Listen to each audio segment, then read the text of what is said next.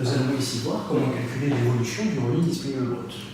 Pour rappel, le revenu disponible brut, c'est ce qu'un secteur institutionnel, après avoir payé ses divers engagements, peut conserver pour sa consommation finale et son épargne. Dans notre exemple, nous allons précisément étudier l'évolution du revenu disponible brut des ménages. Plus spécifiquement, le revenu disponible brut des ménages, c'est, en plus des salaires, les prestations sociales en espèces, c'est-à-dire les prestations sociales autres que les transferts sociaux en nature. Les revenus de la propriété immobilière, ça peut être le loyer immobilier par exemple, c'est l'excédent brut d'exploitation des ménages, les revenus financiers, qui peuvent être les revenus de la propriété, ce sont principalement les intérêts et les dividendes, ainsi que le revenu mixte brut des indépendants par exemple. Pour ce qui est du revenu disponible brut ajusté des ménages par exemple, celui-ci se compose du revenu disponible brut, donc tout ce que l'on vient de voir, ainsi que des transferts sociaux en nature.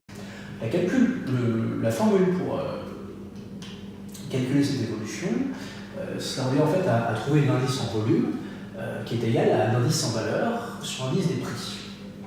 Une première étape revient au calcul de l'indice en valeur. Pour calculer l'indice en valeur, nous devons poser la valeur, le revenu disponible brut des ménages de la valeur d'arrivée. Notre exemple, ce sera 2011. Sur le revenu disponible brut des ménages de la valeur de départ, dans notre exemple, ce sera 2009. Nous posons donc 1292 sur 1133.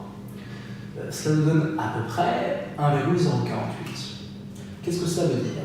Ça veut dire qu'en valeur, et c'est très important en valeur uniquement, le revenu disponible brut des ménages a évolué de 4,8%. Voilà. L'étape numéro 2 consiste au calcul de l'indice des prix. Pour calculer l'indice des prix, alors, tout d'abord deux remarques préliminaires.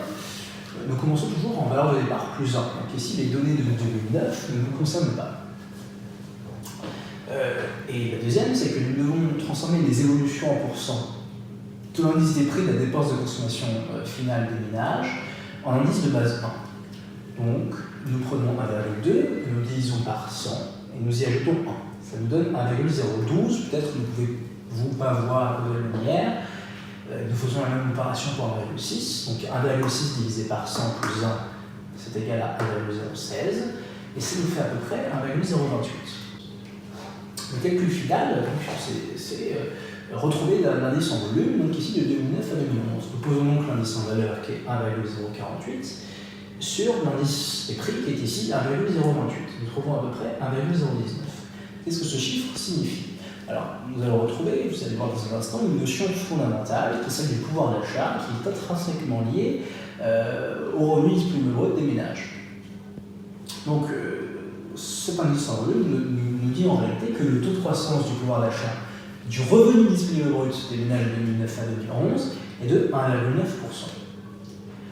Le taux de croissance annuel moyen du pouvoir d'achat du revenu disponible brut des ménages de 2011 se calcule avec une formule préalablement étudiée qui revient donc à ouvrir un crochet, ouvrez une parenthèse, vous reprenez l'indice en volume, donc 1,019, fermez la parenthèse, vous y mettez une puissance 1 sur n, n étant le nombre d'années, le nombre d'années étant ici 3, donc 1 sur 3, moins 1, fermez le crochet, fois 100, ça nous donne à peu près donc 0,63%, qui est le taux de croissance, je le rappelle, annuel moyen du pouvoir d'achat du revenu disponible brut des ménages de 2009 à 2011.